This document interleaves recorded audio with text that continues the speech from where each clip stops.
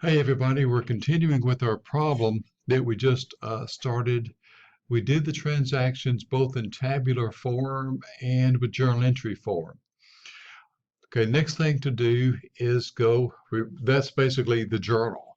From here, let's go to the ledger where we collect our accumulated balances. So here I'm using T accounts, which is quite obvious why they call them that. And so what you do is you just post every transaction to their accounts here.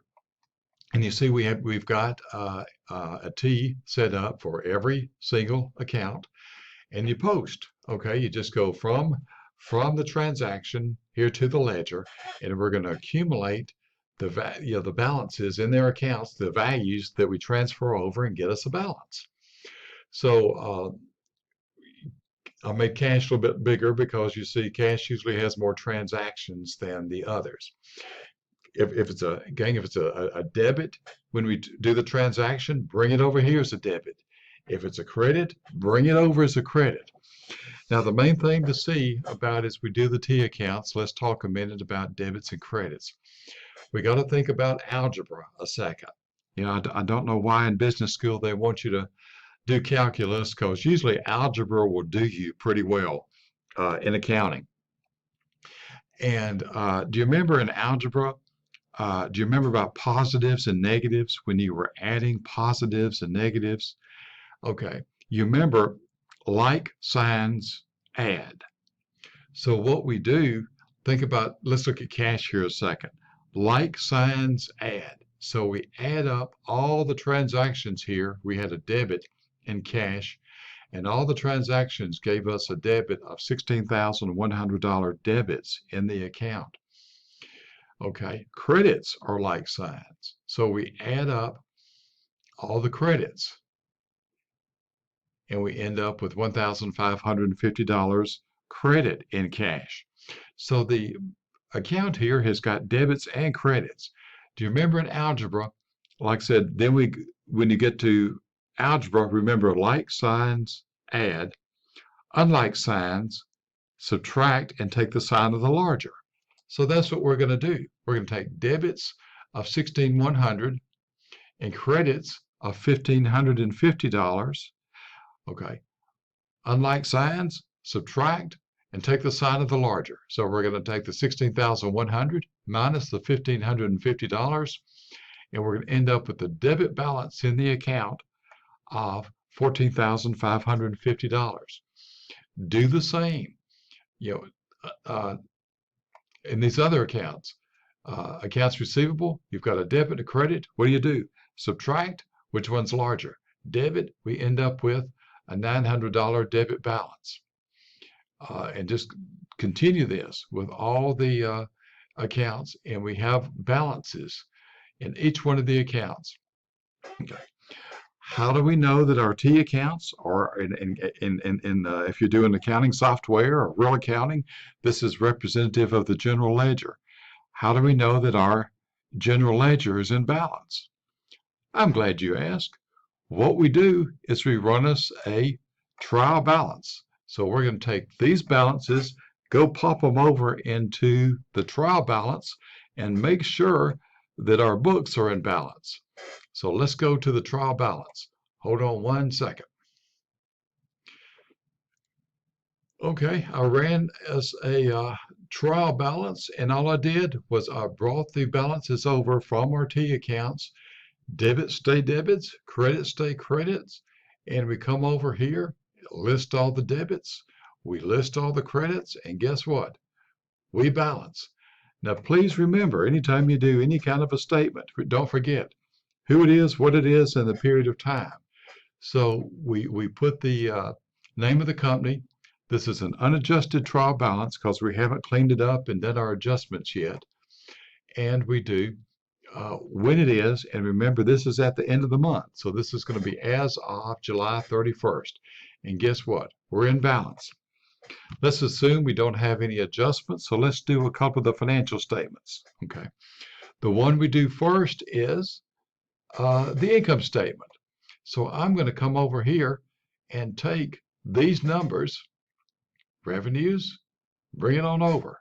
Remember what goes on the income statement. Revenues and expenses. You take revenues minus expenses and see if you made a profit or a loss. So we're going to bring it on over. Revenues of 5,000. Expenses. We have the cost of goods sold. That's the computer we sold. Down here, we've got our period expenses of advertising, rent, and utilities. So we've got a $5,000 of revenue minus the cost of goods sold gives us $4,000 in gross profit or gross margin, minus our period expenses, and we take the 4,000 minus our total period expenses, and we get a net income for the month, $2,650. Hey, that's what your owners are interested in, aren't they? So many of them just want to know, hey, did I make a profit this month? Well, guess what? They did. While we're here, let's look at a couple of the financial statements, okay? Let me bring it down here. There's our income statement. Okay, next we do a statement of changes in owner's equity. We always say who it is, what it is, in a period of time. Remember, income statement, the balance sheet is the snapshot. It's as of, but and your trial balance is the same thing. But your other financial statements, you have to say the time period that you're talking about. Income statement. We had to say for the month ended July 31st. In your business, it could be month ended, quarter ended, could be day ended. So, you always have to say the period of time that you're talking about on your financial statements. Okay. Here we did a statement of changes in stockholders' equity. The owners will want to know their equity, their investment in the business, and remember the equity consists of stock plus retained earnings. Retained earnings is money that you've kept in the business. Okay, so we've got what? Beginning retained earnings, we started with 0. We added the net income for the period. That's why we do the income statement first. It's added, so we've got a total here to be accounted for. They didn't have any withdrawals or dividends, so they ending retained earnings $2,650. Now, if they had a loss, it would be down here with the withdrawals. Profits are added, withdrawals and losses are subtracted from the retained earnings. So now we've got a positive $2,650 in retained earnings. Let's go do a final balance sheet. So hold on just a second. Okay, gang, here's our balance sheet. And again, we say, if I can bring it up, well, I can't, will it come up? Who it is, what it is, and the time. Okay, it's as of July 30th, 31st at the end of the month. Okay. Remember fundamental accounting equation. Assets equals liabilities and stockholders' equity. I've classified it according to current and non-current. There's our assets, current assets, organization costs, total assets of $19,950. Liabilities on the credit side here, that was our debit side of the balance sheet. On the credit side of our balance sheet, liabilities and stockholders' equity, we've got total liabilities of $6,300.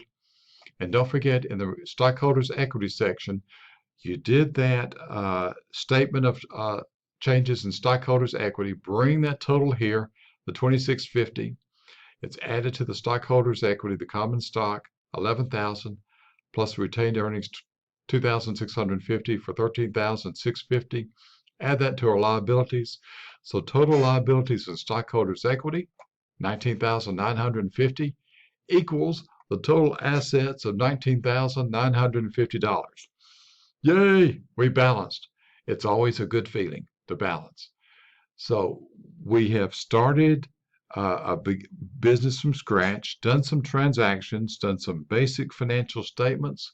So you've gone all the way through bookkeeping wise, from starting a business, transactions, income statement, statement of changes in the stockholders' equity, and a final balance sheet. And so I think that's a pretty good problem to do. So I hope this helped, and we shall see you on the next video. Oh, and one other comment before we go. I did realize that we did not do the statement of changes in financial position that shows how cash changed. I mean, in formal financial statements, that's required, but this is kind of informal, and we shall cover the statement of changes in cash later on. Anyway, thank you. We're done.